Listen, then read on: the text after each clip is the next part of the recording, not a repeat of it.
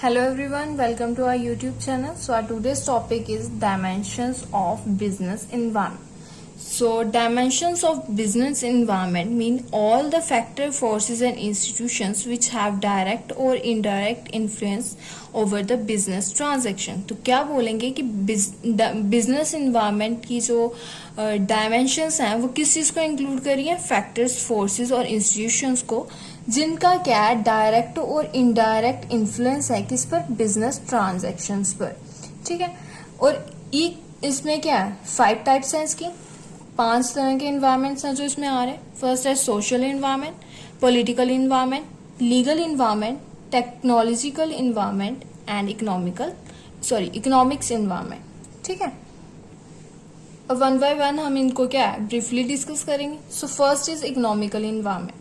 Economic environment refer to all the forces and factors which directly influence the economy of your country. तो क्या बोल रहे हैं कि इकोनॉमिक इन्वायरमेंट किस चीज को रेफर कर रहा है, वो फोर्सेस और फैक्टर्स को जो डायरेक्टली क्या कर रही हैं हमारी इकोनॉमी को, हमारी कंट्री की इकोनॉमी को इन्फ्लुएंस कर रही है. ठीक है. Economic environment consists of GDP, income level at a national level and per capita level, profit earning rate and monetary and fiscal policy of the government sector. तो क्या बोलेंगे इसमें क्या क्या आ रहा है, GDP आ रही है हमारी. ठीक है. Income level at national level आ रही है.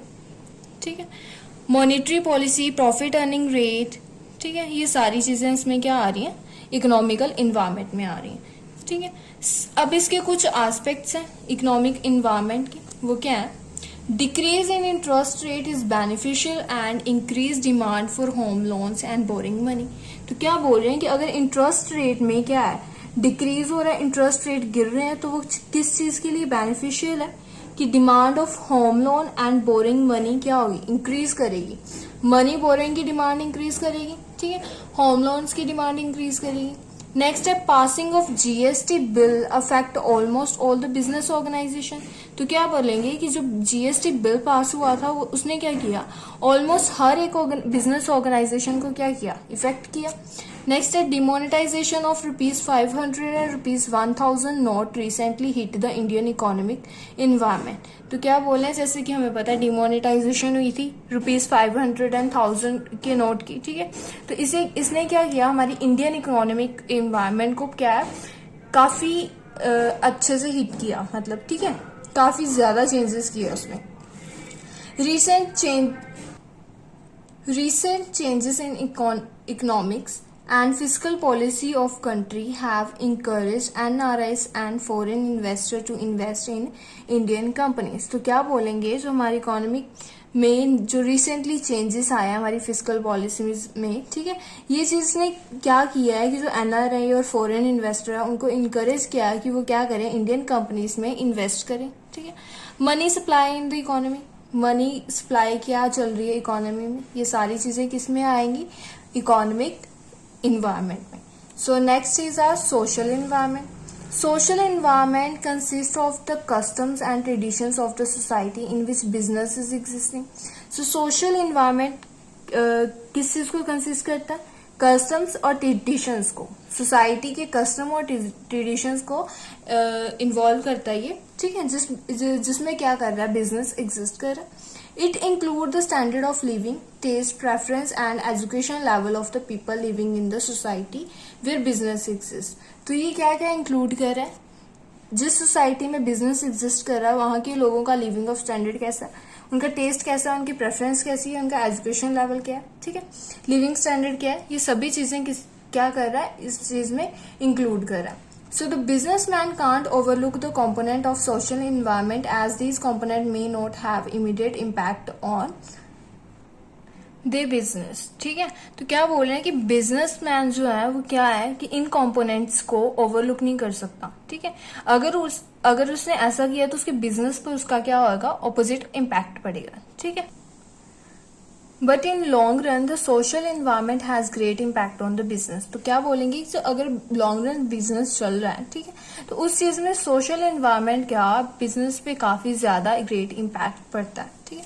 उसकी एग्जाम्पल क्या है, the celebrations of Diwali, Eid, Christmas, Gurupurab, etc. increase the sale of sweets, greeting cards, etc. तो क्या बोलेंगे कि जैसे दिवाली मतलब कोई भी अगर फेस्टिवल आ रहा है तो उस चीज से क्या हो रहा है कि किस चीज की सेल ज्यादा हो रही है, स्वीट्स वगैरह की, ग्रीटिंग कार्ड्स की और कई चीजों की क्या है डिमांड इंक्रीज कर रही है, ठीक है, इस चीज की सेल ज्यादा हो रही है, ठीक है, तो ये चीज क्या है इफेक्ट कर रही है हमारे बिजनेस को, ठीक है। नेक्स्ट चीज है political environment. Political environment constitutes all the factors related to government affairs such as type of government in power, attitude of government toward different group of societies, ठीक है, policies changes implemented by the different government। तो क्या बोलेंगे कि political environment में क्या आ रहा है, वो सारे फैक्टर्स आ रहे हैं जो किससे रिलेटेड है, गवर्नमेंट अफेयर से रिलेटेड है। इसमें क्या आ जाएगा, गवर्नमेंट पावर आ जाएगी, ठीक है, गवर्नमेंट इन पावर, पावर में कौन सी गवर्नमेंट है, ठीक है, उस गवर्नमेंट का एटीट्यूड क्या है, ठीक है, toward the group of society, मतलब सोसाइटी के ग्रुप की तरफ उसका एटीट्यूड क्या, पॉलिसीज क्या चेंजेस हुई हैं, ठीक है, उसका और कौन सी गवर्नमेंट में, डिफरेंट गवर्नमेंट में क्या इम्प्लीमेंटेशन की है उस पॉलिसीज की, ठीक है, ये सारी चीजें में किस में आएंगी, पॉलिटिकल एनवायरनमेंट में आएंगी। So the political environment has immediate and great impact on the business transaction। तो क्या बोलेंगे, जो political environment है उसका काफी ज्यादा immediate and great impact पड़ रहा है किस पे, business transaction पे। So businessman must scan this environment very carefully। तो क्या चाहिए businessman को कि वो क्या करे, इस environment को अच्छे से scan करे ध्यान से, ठीक है। So the businessman has to make changes in his organization according to changing factor of political environment. तो क्या बोलेंगे, ताकि क्या कर सके बिजनेसमैन, क्या कर सके अपनी ऑर्गेनाइजेशन में चेंजेस कर सके, किसके अकॉर्डिंग, पॉलिटिकल इन्वायरमेंट के अकॉर्डिंग, ठीक है। So the factor which have influence the Indian political environment are, कौन से फैक्टर है जिसने इन्फ्लुएंस किया है, जो इन्फ्लुएंस कर रहे हैं किसको, इंडियन पॉलिटिकल इन्वायरमेंट को, ठीक है।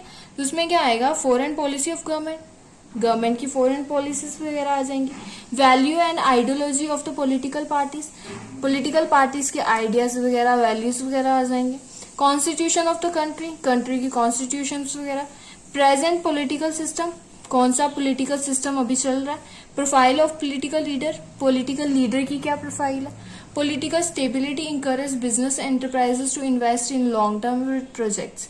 तो क्या बोल रहे हैं कि पॉलिटिकल स्टेबिलिटी क्या करती है, इंकरेज करती है कि बिजनेस एंटरप्राइजेस को कि वो क्या करे, लॉन्ग टर्म प्रोजेक्ट में क्या करे, इन्वेस्ट करे।